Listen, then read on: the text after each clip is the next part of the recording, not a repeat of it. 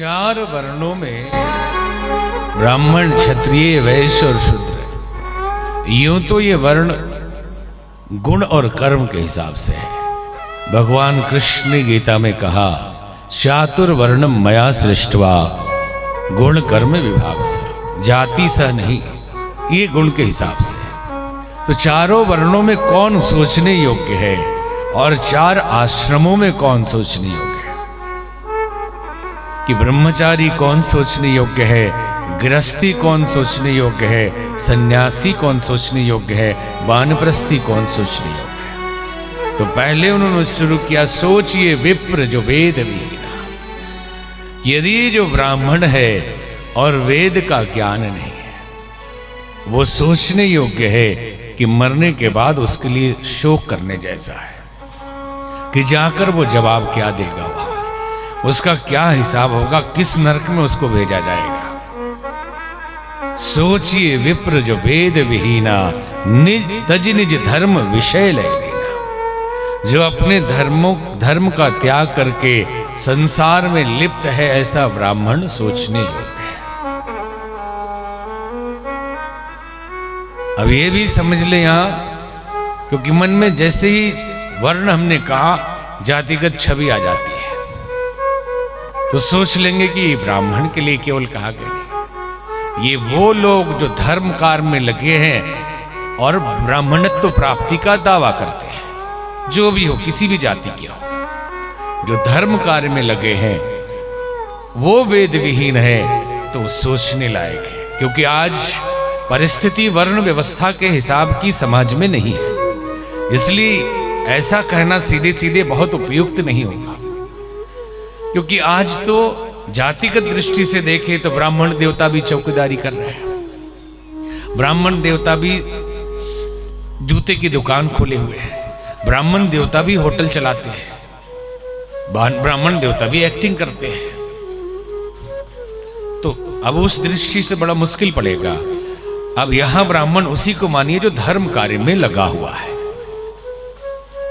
स्वभाव और गुण जिसका ब्राह्मण है, और उसके बाद भी वो धार्मिक चीजों की अवज्ञा कर रहा है, अवहेलना कर रहा है, नीति और मर्यादा का पालन नहीं कर रहा है, तो वो सोचने योग्य है।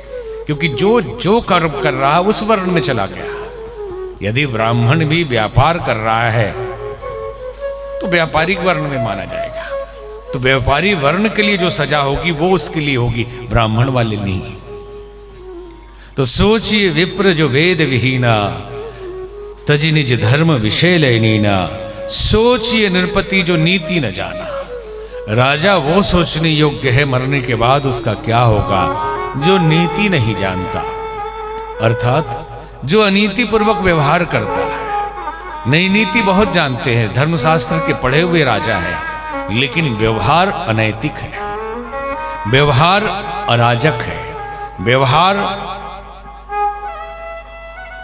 दुखित करने वाला है, परेशान करने वाला है। प्रजा जिसे प्राण से प्रिय नहीं, ऐसे राजा सोचने योग्य है। तो आप कहेंगे राजा हैं कहां आजकल? राजा तो सब चले गए, राजपाट मिट गया, ये प्रजातंत्र है। तो इसमें राजा को कौन दोष देगा? राजा का मतलब है सत्ताधारी, जो सत्ता पे या तो खानदानी तरीके से सत्ता मिलती थी, पहले राजा होते थे, अब वोट से सत्ता मिलती है तो राजा होते हैं, भले ही 5 साल के लिए होते हैं।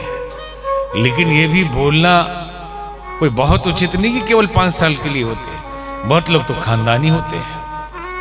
जैसे अभी इस प्रसंग में नहीं है, लेकिन मन में विचार आ गया कि आज पूरा समाज जाति के जहर से घुला हुआ है। जाति पात में हम इतने बटे हुए हैं कि कैसे समाज का उत्थान होगा, कैसे एक साथ मिलके पूरे भारतीय और पूरे हिंदुस्तानी जी पाएंगे, बड़ा मुश्किल लगता है। कि जैसे ही मिलने की कोई कोशिश करे, सद्भाव की संभावना कोई बने, कोई राजनीतिक पार्टी एक जहर घोल देती है वोट के लिए और बांट देती है। तो इतिहास अगर पढ़ेंगे तो जातियां आई कहां से? जब सब मनु महाराज के संतान थे, तो इतिहास के पीछे जाएंगे तो समझ में आता है कि जो कार्य के लिए कहते आवश्यकता आविष्कार की जननी है।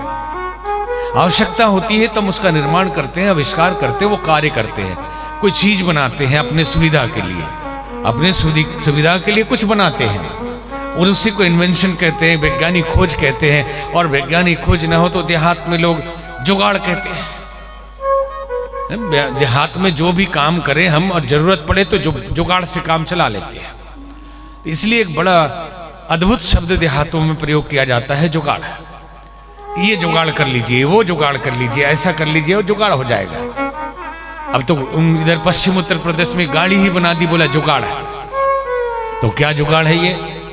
तो बोले एक बोगी जैसी बनाई, उसमें पंपिंग सेट मशीन लगा दिया और पहिया लगाई और बोले कि ये बस ये ट्रैक्टर टाइप का चलेगा। ये क्या है? तो जुगाड़ है। उसका नाम क्या है? जुगाड़। तो आवश्यकता आविष्कार की जननी है। हम आविष्कार करते हैं कार्य की, जिस चीज की आवश्यकता पड़ती है। अब मान लीजिए उस जमाने में हर कार्य के लिए तो जरूरत पड़ती होगी ना, तो जरूरत पड़ी कि मिट्टी का बर्तन कौन बनाएगा? तो कोई अच्छा आदमी था जिसको ये दिमाग था कि मिट्टी से हम बना सकते हैं ऐसा, तो उसने बनाना शुरू कर दिया। वो था कौन? इन्हीं 4 वर्ण में से तो कोई होगा, और इन 4 से भी पहले मनु के ही तो पुत्र होगा वो। तो मिट्टी का बर्तन बनाने लगा तो बोले ये कुम्हार है। इसका बेटा आया, बेचारा दूसरी कारीगरी आई नहीं, बाप को देखकर सीख लिया, बोले बेटा भी कुम्हार है, उसका पोता भी कुम्हार है। पोता कैसे कुम्हार हो जाएगा? कारीगर तो पिताजी थे ना। अगर पोता दूसरा काम करता है तो कुम्हार कैसे हो जाएगा? नहीं होना चाहिए। तो एक जाति हो गई कुम्हार। अब केस काटना है, कैसे काटे? अपने से तो अपने से भी काट लेते हैं लोग। जैसे इंडियन लोग जो काम करते हैं अमेरिका इंग्लैंड में, हमने देखा कि पैसा बचाने के लिए वो खुद ही काट लेते हैं, या अपना काट लेंगे या आपस में एक दूसरे का काट लेंगे। तभी तो ये अमेरिका के सारे मोटेल पटेल हो गए, क्योंकि पैसा इतना बचाया, केस काटने का भी पैसा बचा लिया। हम लोग आपस में, हम भी जाते थे 20-25 साल पहले, तो देखे कि वही लोग हमारे साथियों का भी काट देते थे। तो हमने कहा भाई हम तो आपसे नहीं कटवाएंगे, भले ही हम काट देंगे 1-2 का, लेकिन हम तो सैलून में कटाएंगे। बोले $16 है। तो $16 है तो क्या है भाई, जो काटता उसी से कटवाएंगे। तो वो हो गए नाई। तो क्या जितने पटेल भाई लोग वहां आपस में काटते हैं, क्या नाई हो गए? और हो भी गए अगर, तो एक कार्य का संबोधन है, ये जाति का संबोधन नहीं है। लोहे का काम किया, लोहे की समझ थी उसको, तो लोहार हो गए वो। अब उनके बेटे भी लुहार हो गए, पोते भी लुहार हो गए। खाना बोले ये हमारी जाति, ये आपकी जाति नहीं है, ये आपका कार्य था, आपने शुरू किया। अब सोने का काम करने लगे तो सुनार हो गए। ये कोई जाति है? ये तो कार्य है उनका। अब पूरे समाज में ऐसे ही कार्य के आधार पे परंपरागत जातियां बन गई कि बेटे, अब मान लीजिए किसी भी जाति का बेटा MBA है और वो या डॉक्टर है, तो कैसे उस जाति का हो जाएगा जो कार्य कर रहा है? अब तो नई जाति आ गई जिसके लिए इतना बोलना पड़ा हमको, राजनेता जाति, कि यदि किसी को केस कर्तन करने से उसके पुत्र को नाई कहा जा सकता है, तो किसी के बाप अगर नेता है तो बेटे को नेता क्यों नहीं कहा जाएगा? फिर कहा जाना चाहिए या नहीं? यदि किसी के बर्तन बनाने से उसके बेटे को कुम्हार कहा जा सकता है, तो किसी को इलेक्शन लड़ने से उसके बेटे को भी नेता कहना चाहिए। और आने वाले समय में यही स्थिति रही तो एक जाति होगी राजनेता जाति, और इस राजनेता जाति में भी कैटेगरी होगी, क्योंकि अब आप ब्राह्मण हैं तो सरयू पारी है कि कानिकुब्ज है कि कौन से वाले हैं, कितने विश्वा के हैं, ये सब चलने लगा। अब क्षत्रिय हैं तो कौन से वाले हैं, उसमें भी उसमें जैसे एक मुस्लिम भाई अपने मित्र के साथ किसी हिंदू के शादी में चले गए, खाना खाने बैठे, पूछा था कि अगर पूछ ले जाती तो बोल देना कि ब्राह्मण है। तो पूछा कि अगर कौन ब्राह्मण, पूछ लिए तो बोलना गौर ब्राह्मण है। तो चले गए, भोज में बैठे थे तो हाव भाव लगा अलग, तो बोले कि कौन है आप? तो नहीं मैं भी ब्राह्मण ही हूँ। तो कौन से ब्राह्मण है? तो बोले गौर ब्राह्मण हूँ। तो कौन से गौड़ है? तो बोल रहा या अल्लाह, गौड़ में भी और, तुरंत पकड़ में आ गए। तो इसमें भी राजनीति की एक जाति हो जाएगी कि कौन से राजनेता परिवार से है भाई, किस जाति से है? बोले प्रधानमंत्री, इनके खानदान में सिर्फ प्रधानमंत्री के लिए लोग होते हैं और ये मुख्यमंत्री, और फिर जनरल वाली जाति है राजनेता जाति।